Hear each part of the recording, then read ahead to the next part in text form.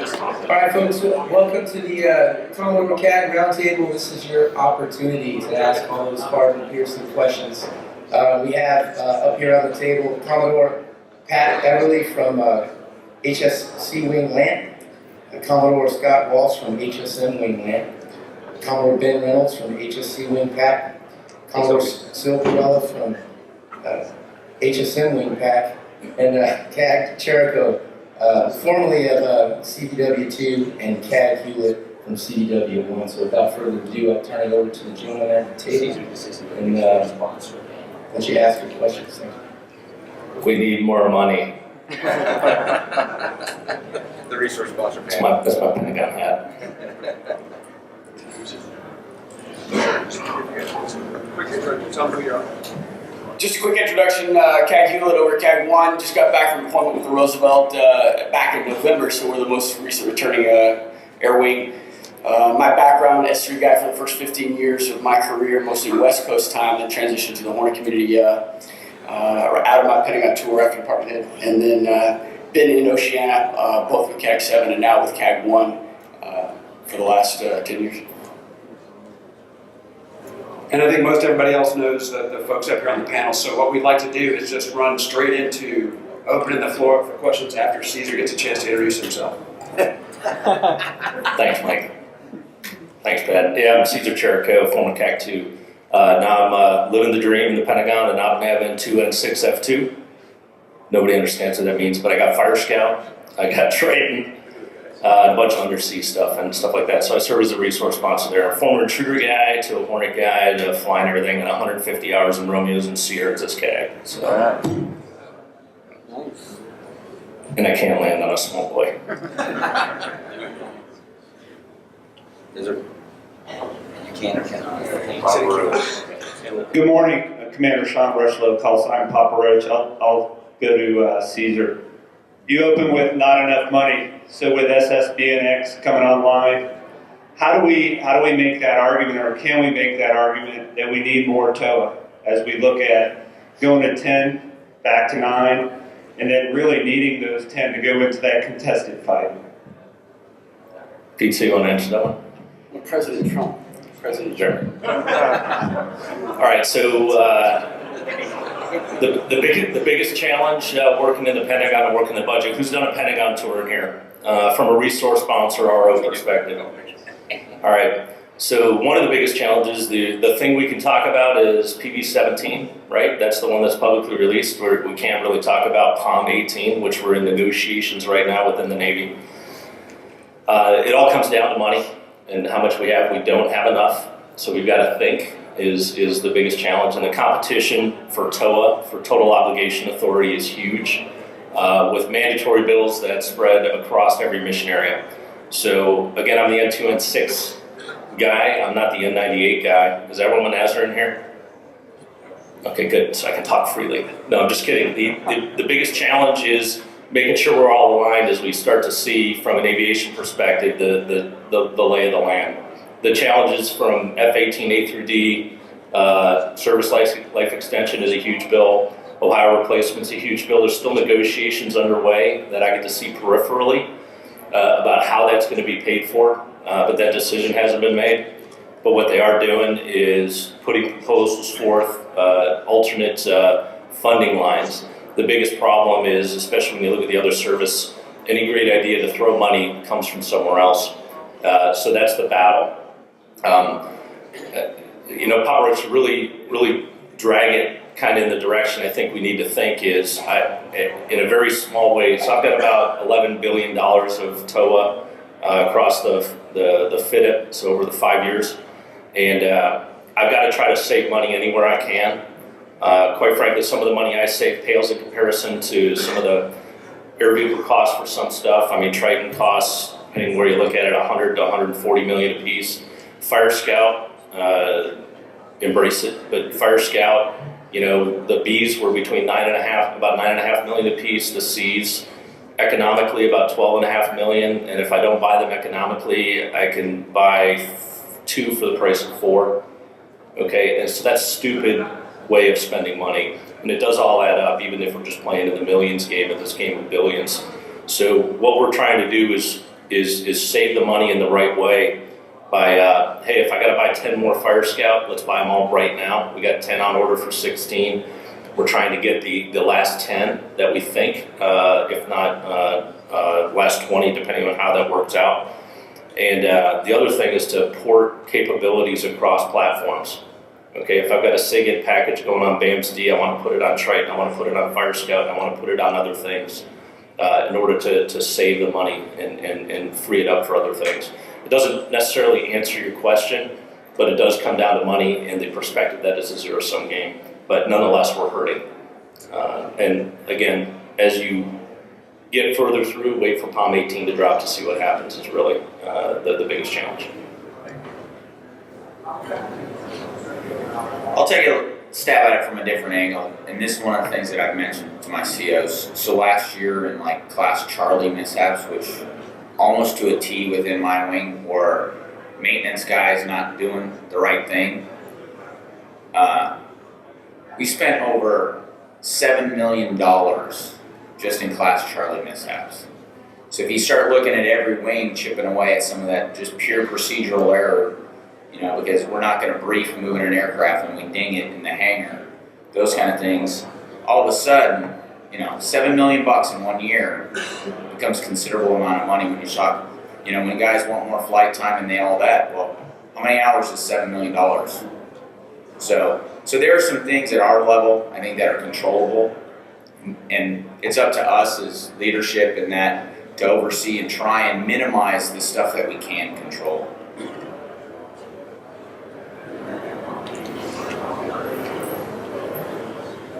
We're going to sit here for an hour. So, I'll keep no, you got another one? I think you should ask another one, and then maybe after you ask somebody that, you're old. You're pretty old. I'm just Older. I am, but I don't wear a pacemaker yet. So here's a follow-up from yesterday. We got a brief on JAGM, so this is mostly for the Commodores. So thinking aspirationally, if you had your choice, what kind of weapon would you put on your aircraft for the contested environment? Okay, I'll get after this one. So when we, I was fortunate enough to go behind Bingo Vincent as the Commodore. Had a great vision on the HSC side.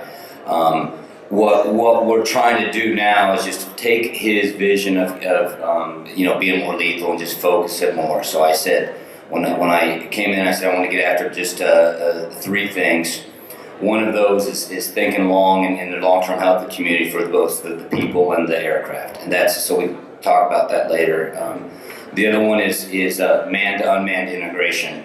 You know, to Caesar's point, we and this is something that's bigger than just HSC or HSM. This is about naval aviation.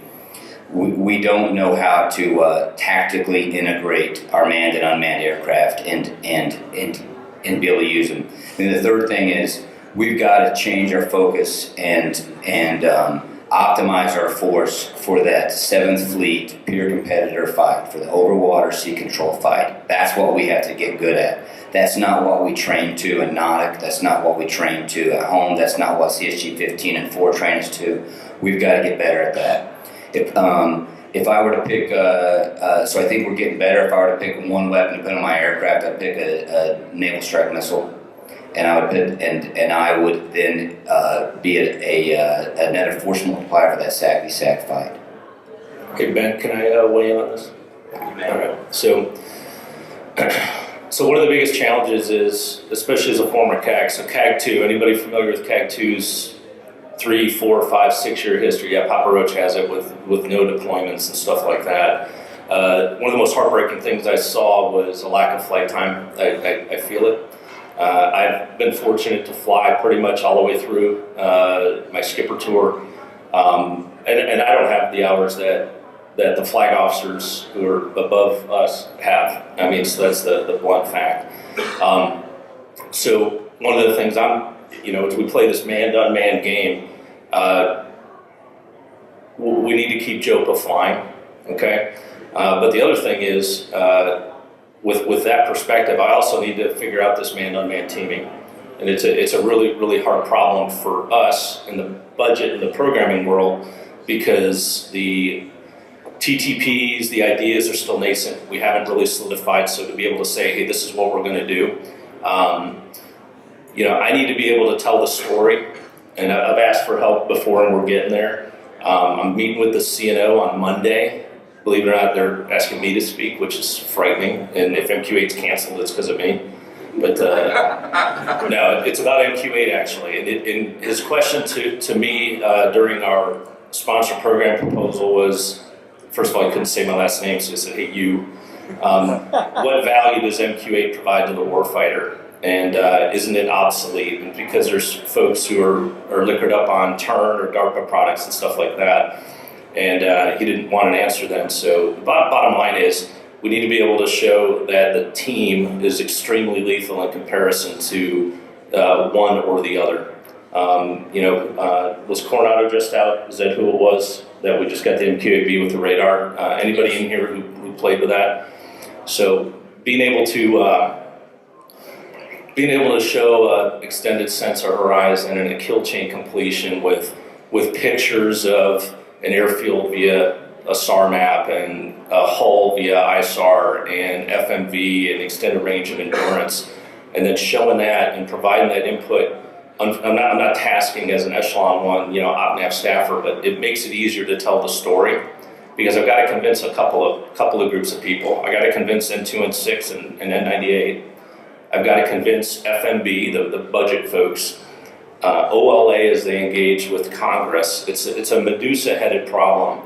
And the better story I can tell, the more easily I can defend this and quite frankly, like I said, secure money to continue to promote this. So. All right, I'll have to hold the button down here. So that was a great question, Papa Roach, and it's the way I grew up, going, what weapon do I need? Fast forward 20 years, here I am sitting up here trying to explain to you, you need to look at things differently. It's not what weapon we need, it's where we fit in the kill chain or the kill web. And so sometimes that same question can be asked, and it's like, I don't need the weapon, there's a better platform for the weapon, but I need to be able to communicate with that weapon or with another aircraft as part of the F2T2 EA chain. And then where do I add value in terms of that? How do I shorten our kill chain? Or how do I lengthen theirs? And so it took me a little while, and that's, if you think back, or if you go out and get one of the new shiny little books from the CNAF folks on the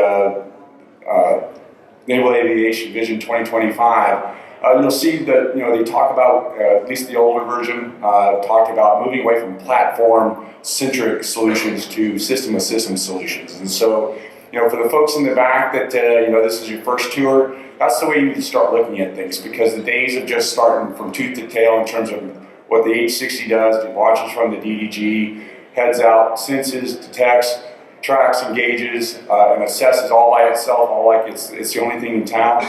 Sometimes that's the way it goes, and sometimes it's not. Sometimes it's a matter of what the Romeo can see and what it can pass to the Sierra and what the Sierra can do, or what it's passing back to the ship, or what it's passing to the F-18.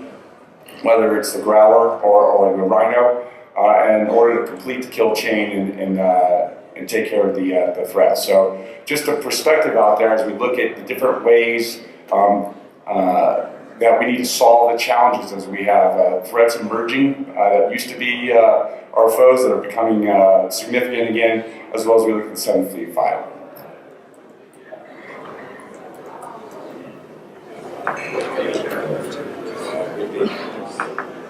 Gentlemen, Lieutenant Dave Thomas, call sign Wendy, H749. Question's kind of in a different field, but related. As you said, sir, talking about flight time with JOs.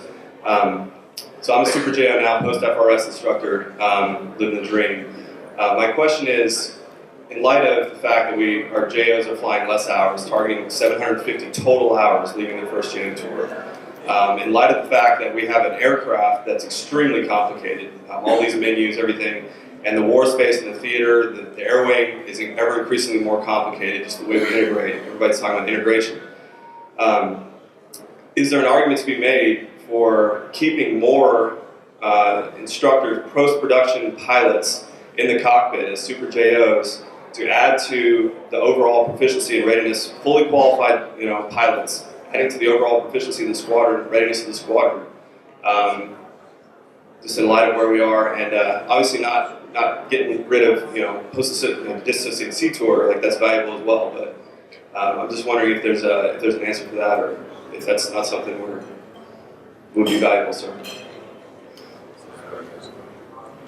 I'll take the first stab at this. So first, thanks for asking me what keeps me up at night. And what I mean by that, and this is serious, because most of the Commodores, we spend a lot of time talking about first tour of pilot flight time. And I know on the West Coast, and it's not just HSM, what wing pack, but we're all managing what first pilot flight time, what you're getting, and more importantly, making sure that we're getting you the right reps and sets. If we can't get you just total hours, it's about making sure that you have the experiences that will make you successful when you come back for department head. So, does that mean flying around North Island, going down to IB, burning 1,000 hours back there at home guard? The answer is no. It's about getting you out, even if it's for a 90-day period where you're out on the ship, landing, taking off, fighting, going out forward 150 miles, using your sensors, doing all the other things, and being exposed to what you need to be exposed to, so that when you come back, that 750 hours that we're shooting for minimum on the type model series is quality type model series flight hours. And so that when you come, you depart, you go do production, or you go onto your first shore and you come back as first shore, you're disassociated if that's what you get, or your major staff, and then you come back that you are equipped with the skills that you need to succeed as a department head in OIC, leading your detachment or your department out there as part of the fight. So that's one way to look. That's what we worry about today for the first. What's happening during your first tour. But at the same time, it's the balance of hey, we can train you, keep you in the cockpit the entire first 10 years of your career. But then we start sacrificing the diversity, different ways of looking at problems, different ways of solving things. And we're, for most of the helo folks in here, well, actually we're all helo folks, but most of the crew des folks in here, it's all about ship air team integration and understanding. I'm going to take some heat for that one, but so the ship air team integration, being able to understand what's going on there. So there's a fine balance between keeping you in the cockpit, making sure we're sharp and ready to go. At the same time, building the best naval officers of the future to lead at the command, major command, and then flag level. So, my 2 cents. Just to add on to that, this is not just a helicopter community problem. We got the same problem across all communities. So there's many things to consider when you start talking about sending guys out of their FRS tour or production tour, go right back to do a Super JO tour, skipping over, so to speak, a disassociated sea tour. First thing I say, it's fantastic. That's a great opportunity to keep flying and build your hours. But there's another aspect to it, is we start burning folks up. We're sending by guys from one pretty heavy duty tour to another, and then they roll right from the Super JO tour into an operational seagoing department head tour, and they never stop. And so we burn folks up. That's one aspect of it. The other aspect is folks are missing out on some of their career development tours that make them stronger competitors when they're 05 and 06. A lot of times as a lieutenant, that's not what you're looking at. You're looking at trying to fly more, and I understand that. So there is an aspect of sending folks to Super JO tours helps the squadrons, because it sends guys that are experts. They get back into squadrons. We also have a DH shortage across the community, so a lot of communities are having problems filling their DHs right off the bat, and they're not always readily available. So sending JOs in a Super JO tour provides those guys. So there's a lot of things to consider, especially burning folks up. But if you have the opportunity to do a Super JO tour, go back to sea, continue flying, it benefits not only the squadrons and the Airwings, but it also benefits the individual by building hours and makes you more of an expert. The downside of it is it starts burning folks up. Thank you, gentlemen. Wendy, did that answer your question? You can talk to Commodore Barella offline if you need to.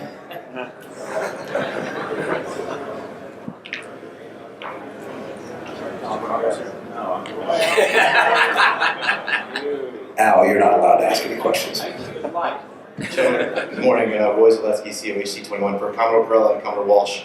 My understanding is there's a plan to put a Romeo on the Gator for impact. Do you guys, specifically from the Romeo community, have specific long-term goals per Romeo on the Gator, and what, if any, impacts do you see that having to the Sierra Deaths on the Gator? All right, so I'll disclose when I was in OIC, I went out as part of an ESG, Tarlo ESG. So yes, we are. HSM 35 is going to be putting a 2-plane detachment out there, obviously with their HSC counterparts on America as a exploratory ConOps in terms of what we can accomplish and how we can fight the fight. My going in perspective of joining the amphibious readiness group is putting 2 Romeos out there as kind of a curiosity, but not necessarily a capability. The capability comes with the full crew des. So I think Admiral Fillion will probably talk about his up-armed ARG, where we have a crew des, a cruiser or destroyer out there with 2 Romeos, adding the value to not only what the Sierra can bring with the 3rd Sierra on the L class, but also integrating in with the ACE and being able to fight forward that way. So completely, our infrastructure wasn't initially assessed to support that. However, we can adapt and adjust if that's where we need to be. And I support what we're going to do this summer. We're going to learn a lot, and then we'll figure out whether it's being on the big deck, moving over to the LPD, or again, SOAR boss can provide with either LCS or SAGs. Being able to flow in and flow out of the amphibious readiness group, enabling it to enter less than permissive environments in the contested world. So, I'll be a little less eloquent. Our force structure doesn't support it. I don't think it's the best use of our aircraft, and I don't think it optimizes our sensors and our data link. So I think long term, it may scratch the itch right now, but I don't think it's the best utilization of our aircraft.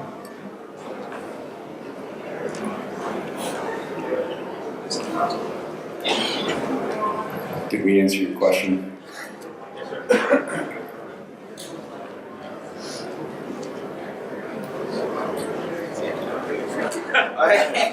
I'll just keep asking if nobody else does. So, Lieutenant Commander Purdy came up a couple days ago, and he kind of went over his pedigree going into the department head board. So you had a guy that was PAC Plus, first tour, went to the FRS, broke out there, PAC Plus, went to his DH tour, failed to screen for DH. On top of that, I'm hearing there are ANAVs that also didn't screen, which has been really a pinnacle disassociated tour for folks. So I'm kind of interested from the board members who also participate in these boards, how from your perspective, how does that happen? Thank you.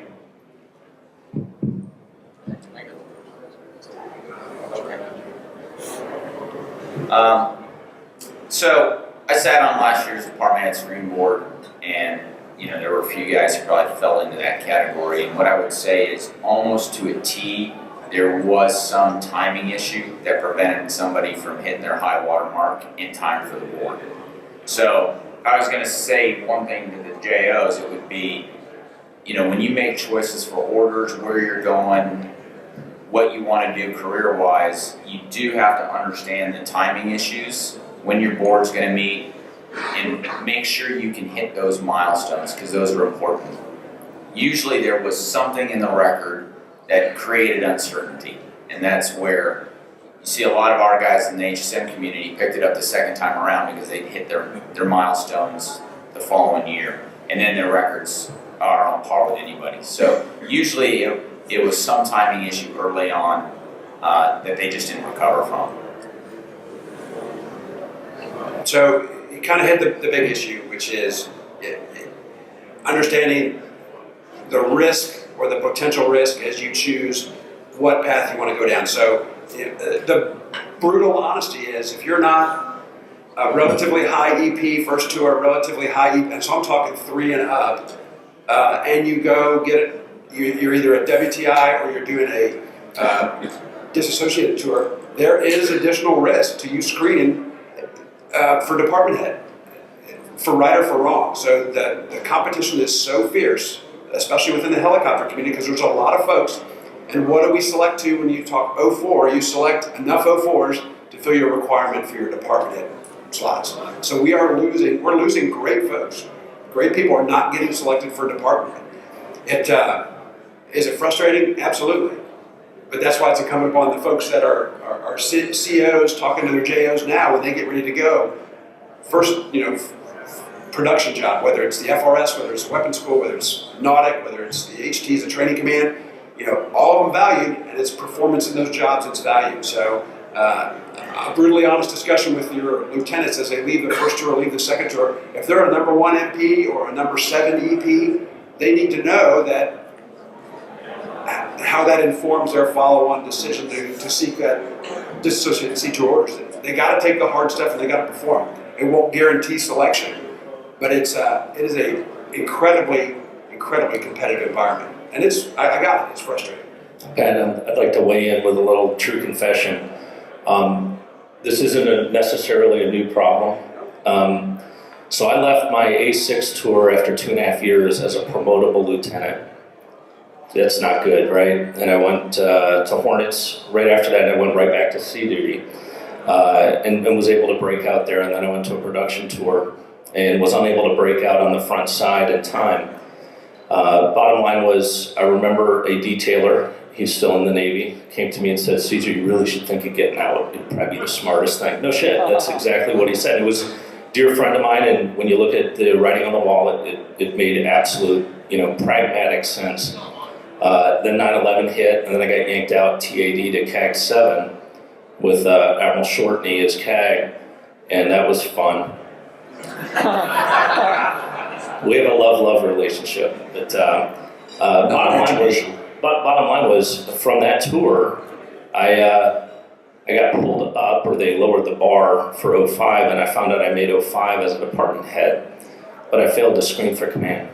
And I went poopy pants to DevGru after that and deployed overseas, and I went there because I was done with naval aviation and magically screened. I found out in Bagram that I screened for command.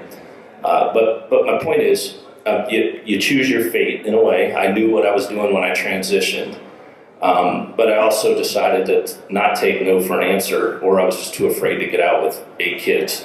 So it's one of those two.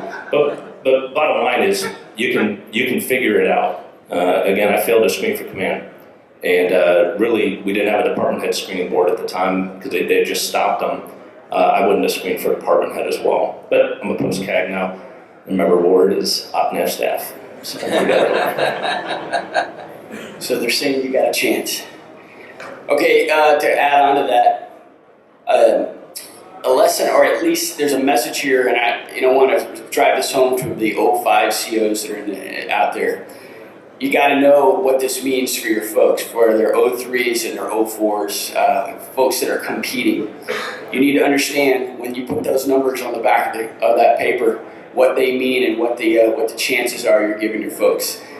As Caesar pointed out, you never know what's going to happen as long as you stick around. But I will tell you that as a CO, you have a huge impact on the community, and I think you need to make sure that you're talking to the leadership and you're picking the right folks, because those numbers make a huge difference for the folks, whether they're 03s competing for an 04 slot or an 04 looking at making 05. Hey, Pat, and so I'm not sure if I'm closing on the subject. So first I have to disclose I'm a former bureau guy, so I have to say that because I can lie. It's important, and this is for the lieutenant back there who's in the middle of his tour. Yes, it's highly competitive, but I caution you on driving by the stern or driving by the rearview mirror. What's happening today may not be the environment when you're up for department head or when you're up for 04. So my advice is not, there's no panacea here, but my advice to you is do the best you can in this tour. Do the best that you can in whatever tour you get next. If it's production, great. If it's not production, go kill it. And then go get whatever job you can get on your third tour. Go out and crush it, enjoy it, do the best you can. Because it might be a different environment in which 04 is no problem, department head is no problem, and you're back on just doing things. So just don't, if you didn't get the magic numbers that you thought you were supposed to get and you're just a done deal, I just suggest that maybe you don't look at it that way. What's happening today is not necessarily what will be happening 5 years from now when you're up for 04. Enjoy your tours, do what you want to do it to the best that you can do it, and the rest will take care of itself. don't disagree, but I would just put that note of caution. If you're going to do something, everybody knows there's a tried and true path towards making your way up, what everyone has to call it, the golden roadway. So if you want to absolutely choose something you want to do, but understand if you're going to go pretty far off the beaten path, you have to go in eyes wide open with the expectation or the understanding that you are taking on that additional risk of making that next leap from from 03 to 04 and making that cut at department head. So I wholeheartedly endorse doing something that you enjoy. Just make sure that you understand going in that you're potentially taking on extra risk, so that it's not a surprise to you.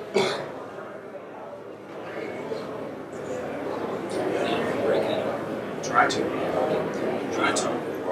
Here it comes. Morning, gentlemen. Lieutenant Commander Tommy McDonald, call sign 2 times. I'm a recent department head select, so looking forward to getting back to the community again. I have kind of a 2-part question involving the Maritime Strike Lead qualification for the CAGs. What did you see as the challenges the community is facing on earning that qualification? Do you see more opportunities for Hilo guys to earn it? And then this will lead into, do you see it as a stepping stone for potential rotor head making CAG someday? Thanks for the question. When you're talking about Maritime Strike Lead, the first thing that comes to mind is we went through this in CAG 1 is we collectively need to come up with a Maritime Strike Lead syllabus that is common across the Airwing. So it makes sense when one person in an Airwing has a Maritime Strike Lead, it compares to another Airwing. And I think we need to develop a syllabus and associated with the Commodores of what that strike lead qual is going to look like, because we made it up as we went. We provided opportunity primarily on deployment, which is another aspect of my answer. We're trying to get maritime strike leads while it's a pretty busy atmosphere in the 5th Fleet AOR, and it's very difficult to cut away time to dedicate Airwing assets, not only helicopters, but strike aircraft to support if you're going, say, a FAC-FIAC or some sort of takedown where you're doing a training syllabus in the Gulf. At the same time you're doing real-world operations. We found that to be very difficult. It needs to start with the Airwing FRTP. It needs to start in Fallon. It needs to start with group sail and COM2X, and that needs to be part of it. But we as an aviation community, and in conjunction with the Commodores and the Wings, we need to develop a common maritime strike lead syllabus. I think that will go a long ways to making this happen a lot easier. And for the HSM, so right now we're working with Nautic to develop that syllabus and at least give the CAGs, hey, here's a core group of events that actually fit nicely into the OFRP. So when they're at Fallon, when they're on COM2X, how do you not create more events? You use the ones that we know we're going to do. So we're hoping to get that through. The other thing is we're taking a look with Airland is putting in a readiness requirement. A lot of other communities have some number of strike leads required for their DERS in. Again, we have to drive the show, so we're looking at trying to get that into our matrix as well. And then again, as Pete has said, it's about standardization. So from one CAG to another, they can understand what they're going to get when that guy checks into their Airwing. All right, I'll support both of those. So we didn't really answer the question about a rotary wing CAG, right? So the strike fighter community, we went standardized back in 1995, and that's step one. And so you heard that across the three of us here. 2, you got to find the appropriate qualification, the metric, right? So we got to figure out that. I personally think Airwing Fallon is a bad geographic location to do this. There's a better place to do it at a better time. I don't know if we can find that, but we should. I'm all a fan of tactical, elitism. You are the best at what you're doing, and it's a valuable qual. So let's go to the CAG question. Since I'm a post-CAG, and I'm not going to deal with that anymore, their pizza. But so what's the question? How do we make a rotary wing guy a CAG? So one of the things that I tried to do as CAG was fly with everybody. That's the beauty of being a CAG, right? It comes at a price. You embarrass yourself hovering in some other places. But you got to have credibility and legitimacy, right? So maybe one first step is a maritime strike lead that you're truly interacting, okay? that we validate all our weapon deliveries, much like your fixed wing brothers do, that we validate and we hold ourselves to very, very high standards. This room. And we can do that. Now you're by default credible, okay? Now I'm gonna Papa Roach is here, he's one of my former COs. CAG 2, and so back in the day, if you weren't a fighter, or if you weren't a strike fighter, there was no hope for CAG. We brought our domed brethren in periodically, and the blunt nosed guys periodically, but it was a very strike fighter or fighter oriented club.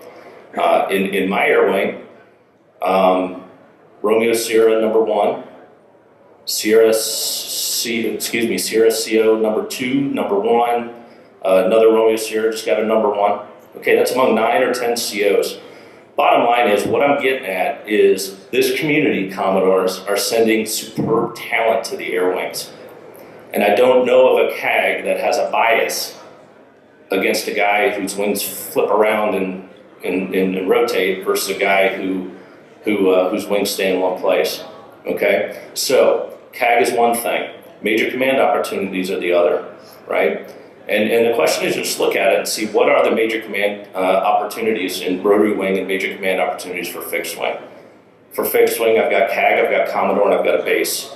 Okay? For rotary wing, you've got Commodore, you've got base, you've got what else? Mike? Ships. So there's opportunity, but I have to admit, being a CAG is really freaking cool. So I get it. If you're gonna be a CAG, I'd love to see you flying a fighter.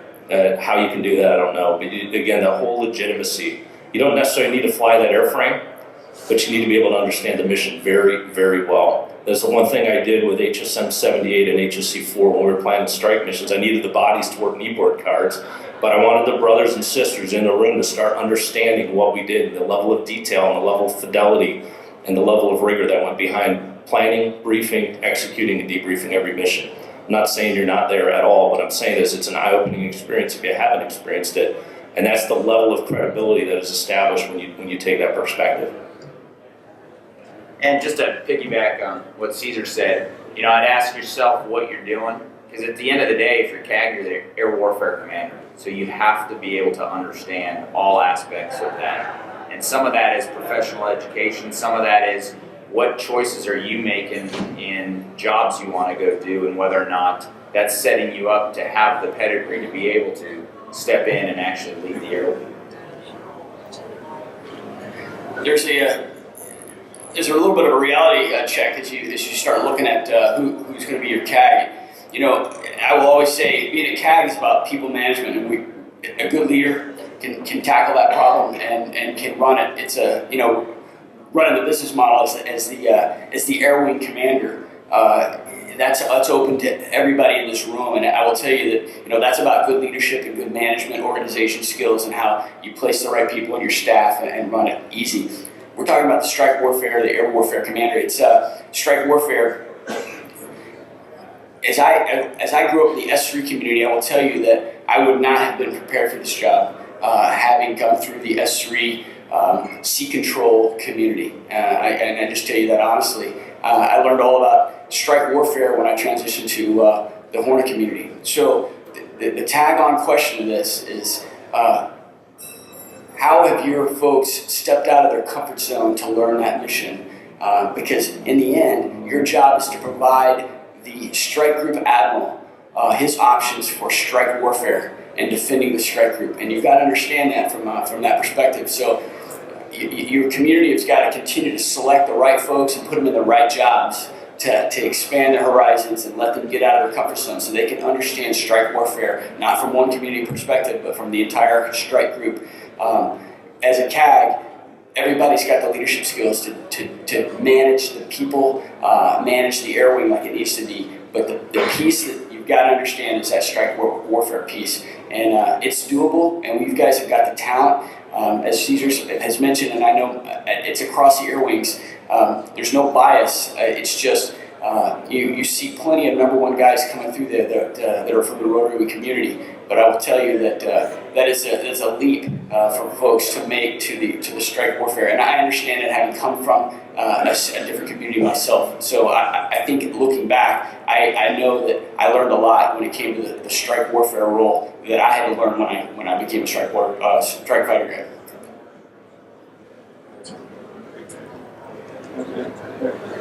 Hey, Opie. Good morning, gentlemen.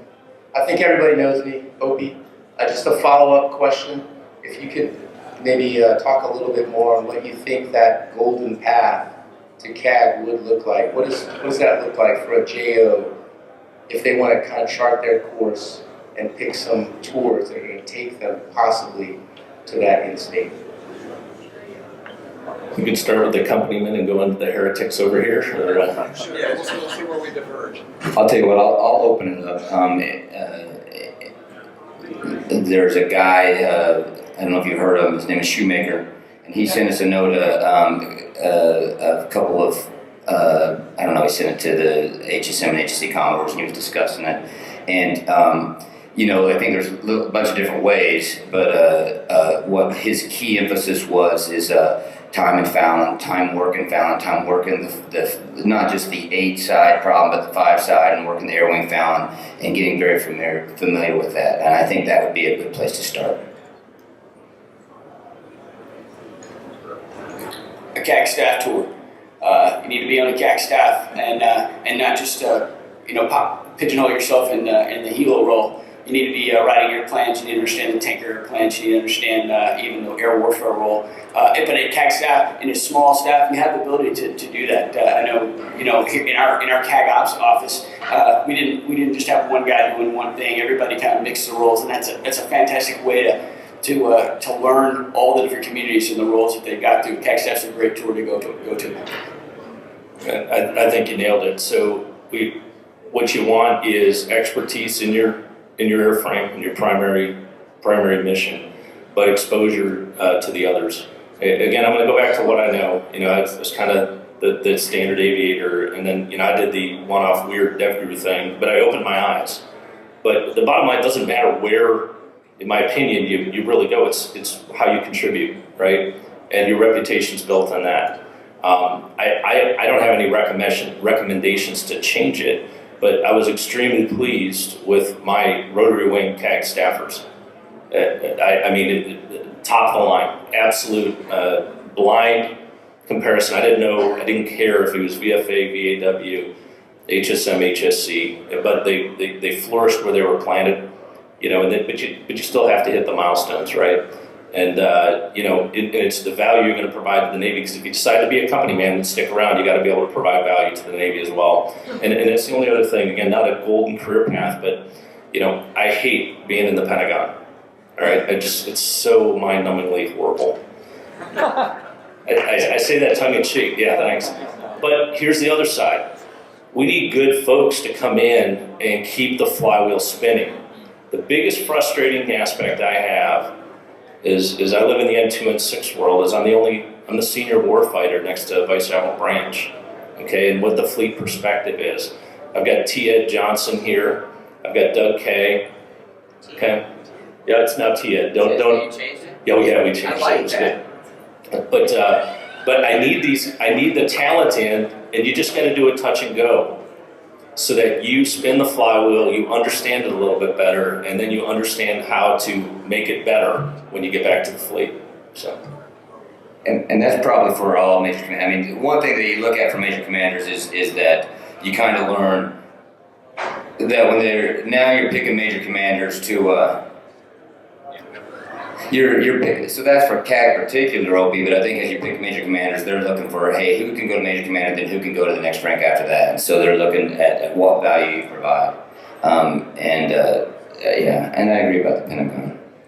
Opie, did that answer the mail, or do we kind of talk around it? Or did you want me to go first tour, be the number one, go to the FRS or weapons corps, be number one, CAG staff number one, department head number one, carrier squadron CBO number one, and then you got a shot? And a recommendation from the CAG to be his relief? I think that sums it up, sir. Thank you. Yeah, I think you said it right there at the end. At the end of the day, when CAG's making a decision and during your command tour, it should be obvious to them, why wouldn't this person be my relief? as the strike warfare commander and to lead this Airwing. How this person has proven to me that he can fight this or she can fight this Airwing from soup to nuts, and that's the ultimate end state. You need to figure out how to do that and excel outside your comfort zone.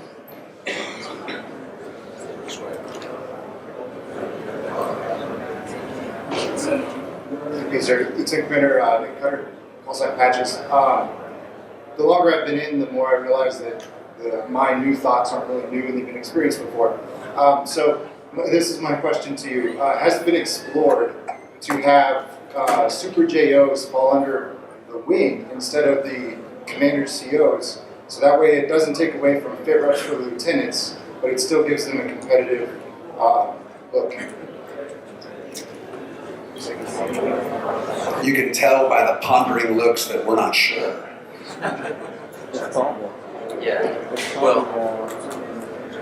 I'll say as far as fit reps go, if that's a concern, on the boards, it's very apparent, and if your record was different, some have it, I'm sorry, but it's generally very apparent that if they are breaking out as a first tour JO and they are behind the Super JO, that's not, if the skipper has any clue about riding a fit rep, then you're going to be just fine. I mean, that Super JO will break out differently. And then as far as grouping them and distributing them, I think that the most important job in the Navy is the 05 tactical commander, is the person leading the squadron. And I think it's best to put the warfighters with those 05 commanders. And I guess one of the unintended consequences of what you're asking, Nick, is something over and above your training officer in the squadron. So more opportunity for Super JOs like the earlier guy mentioned. We're all in competition for those scarce flight hours. So you add more Super JOs in, you do a couple things. You either suppress the number of new people you're bringing in so that you have the same number of people in the squadron to spread those flight hours across, or you're going to have to sacrifice. There's got to be a give and take there. So legit question. As far as additional more Super JOs, probably not in the near future as far as adding those into the squadron. And we have a couple more minutes for the JOs. If you have questions about your 05 commanders or you have something to talk about, we're ready. We're bring it on. Bring it on.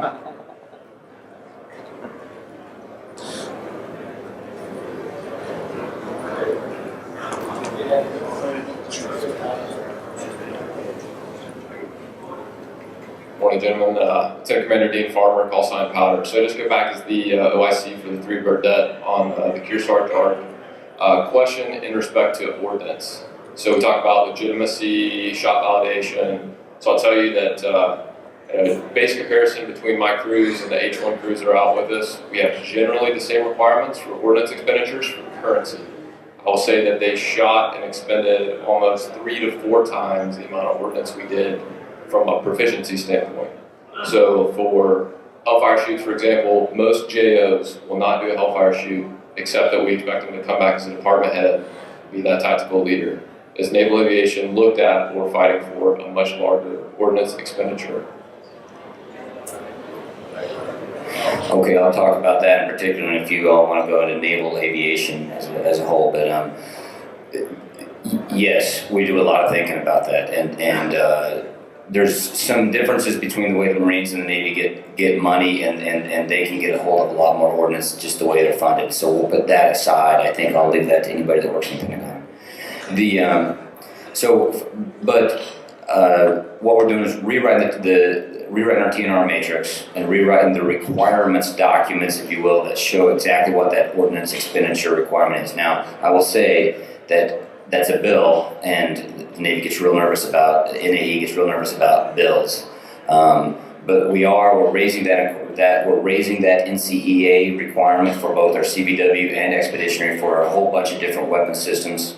And then we're also, in addition to that, looking at bringing the same weapon systems that we have on the next piece of that is bringing the weapon systems that we have on CBW, bringing them over to the expeditionary as well. So we have unguided rockets. You all went out with unguided rockets, and then plan in place, and it'll take a little time because it's a bureaucracy more than anything. But get the 20 millimeter out there, and then APKWS.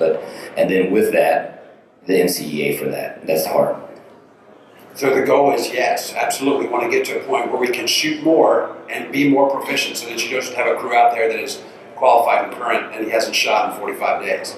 But it does boil down to resourcing from the TICOM to get that. And we have to have the supporting, documentation there and then the requirements in place in order to get that approved. So Pat, just to let you know, so the CNO is very, very mindful of the requirement to expend ordnance and training. And those deliberations are ongoing, but there's hopefulness writ large, Navy and the Naval Service, about requirements to expend ordnance and to fund it appropriately. So we're working through that right now. It's one of the few happy things that I got to see. I was like, oh, so they're taking it seriously is the point. But it is a bureaucracy, and it takes time. And I apologize for that. There's nothing you can do about it. But the statements that I've seen are hopeful, and the focus appears to be in the right area. And why? Because we're talking about the high-end fight. Okay. Thank you.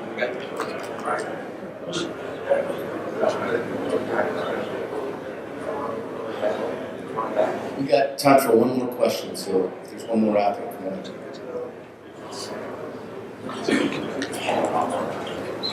Yes, sir. Gentlemen, I think a good idea for Eric's back there, put me in the head. So the next good idea I had is that at Fallon there's some, what I understand, my limited bias scope is that there's some cross-joint training to where we can fly with other service components. Would there be an appetite to not only broaden the scope for a junior aviator and give them more opportunities to also fly with another service component, but also take in those other service component pilots, maybe starting at the wing or CAG level, to integrate and combine add that joint aspect to it?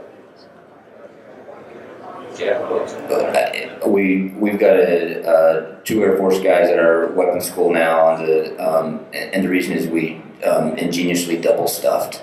And so we have two Air Force guys at weapons school on the West Coast now. I think most weapons schools have other components. I think that if anything, if we added anything to our weapons school, it'd probably be from the rotary side at Marine, probably our closest joint partner, if you will. But I think that's all we have as much as I can think of.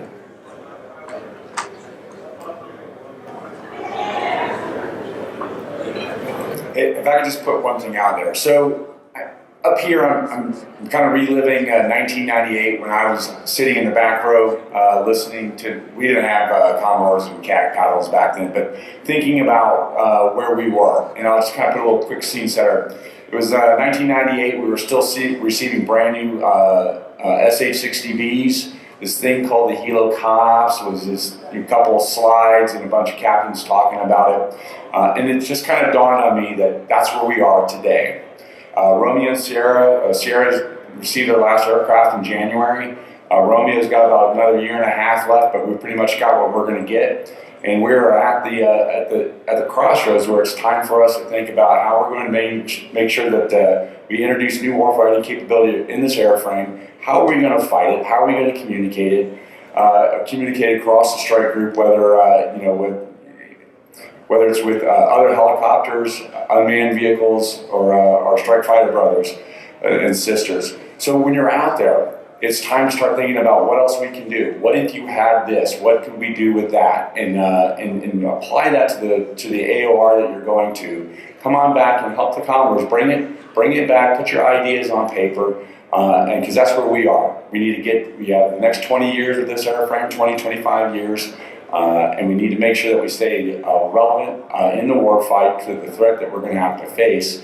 And that's where we need you out there innovating, figuring out how to tactically employ this aircraft. Not only, as I mentioned earlier, not from a full kill chain from start to finish within a Romeo or a Sierra, but how that aircraft can to integrate with everything else in the strike group or inside the PAC-SAG or could have an East Coast SAG there too, but inside the SAG. Thanks. Thank you. to improve our relevancy throughout the spectrum. So I just leave you with that because it just dawned on me that's where we were when I was sitting, when you were sitting. The Commodores have put together a strategic roadmap that just is the back. It's the foundation that that we're going to build upon over the next 10, 15 years to get us from now to 2035. And you play a large part of that, just like we got an opportunity to play a part of the Hilo ConOps as we grew up. So with that, it's just kind of my parting shot. All right, Commodores, CAGs, thank you for being here this morning and answering the hard questions. Let's have a round of applause for our